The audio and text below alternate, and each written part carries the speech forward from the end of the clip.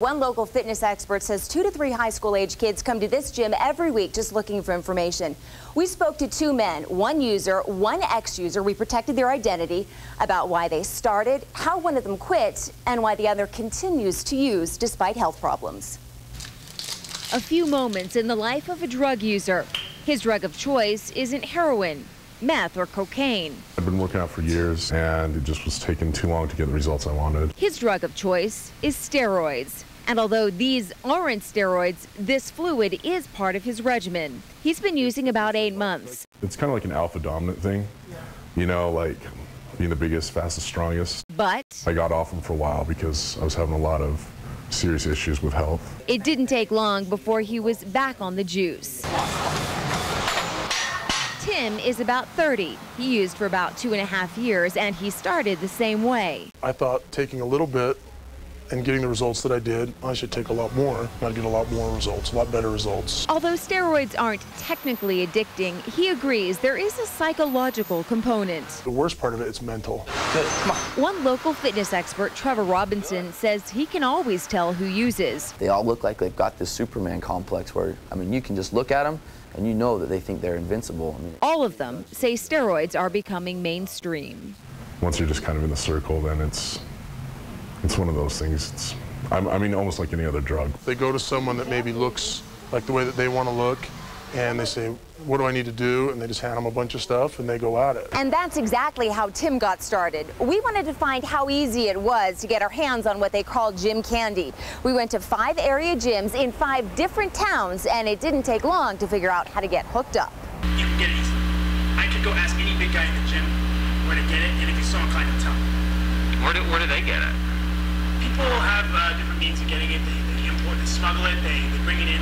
People get it from Mexico. Utah is like one of the top 5 states in the United States in terms of steroid trafficking. As easy as they are to get, and as much pressure as there is for teens to excel, it can be hard to turn away. Tim struggled for a long time. It was so hard. A lot of depression. Really, really bad. It was a 2-year process. Our current user isn't trying to quit. He says he's not worried about the health problems, even though he's already experiencing some. His body aches, his blood pressure is high, and he's constantly overheated. It's one of the side effects that really sucks.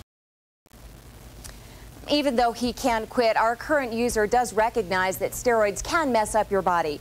Dick and Deanie, tomorrow morning on Eyewitness News Today, we'll talk about some of the side effects, and that local trainer we just introduced you to, he's looking to start up a local organization to help educate parents and teens about some of the dangers. What about the teens, kids in schools, in athletics? Can the schools do anything? Are they considering doing anything? Well, testing the students or whatever? It is interesting, Dick. I talked with some officials at the Utah High School Activities Association, and it is an idea they've bantered back and forth about. They say it's something they are worried about, but at this point they're not planning to implement any changes. But again, it is something they're worried about, and they do say, in fact, that there are some schools who already do testing on their own. Some view farm animals as simple commodities. Others say there's a lot more to them. The woman who runs this sanctuary says giving those creatures a place to live is her passion, and she can't imagine doing anything else.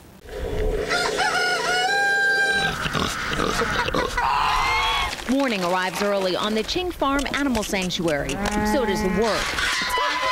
Anything from feeding the animals, here you go, cleaning stalls, just anything that needs to be done. Sarah Hope has been volunteering for a year. She does it because she loves the animals. Let's give you a belly rub. Work at the farm. You too can jump fences.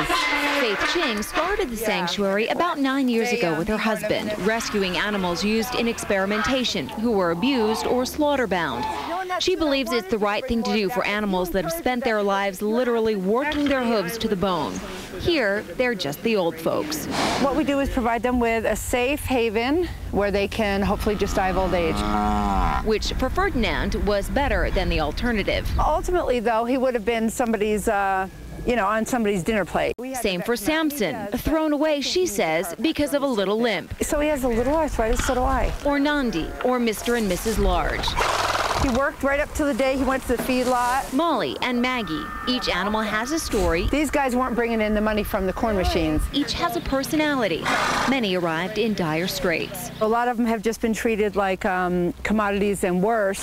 For her, though, the question is not how much money can they bring, but how they feel. I got a big reward from, doing something that actually saves their lives, and getting them to be friendly like this, making good friends. When a lot of these animals got here, they were afraid of people, but as you can see now, that's really not a problem. We showed up shortly after their Halloween pumpkin drive. A tasty treat that sends goats like Gidget scrambling for more. A feisty, funny little gal. One of the many Sarah says taught her a thing or two about creature comforts. Tibbles, you be nice. Like Nandi up there, he'll eat out of my hand, and they're just so loving. They're so different from what you hear about. You always hear dehorn them because they're mean or they'll get you or whatever. And they're just not like that. They're not like that at all.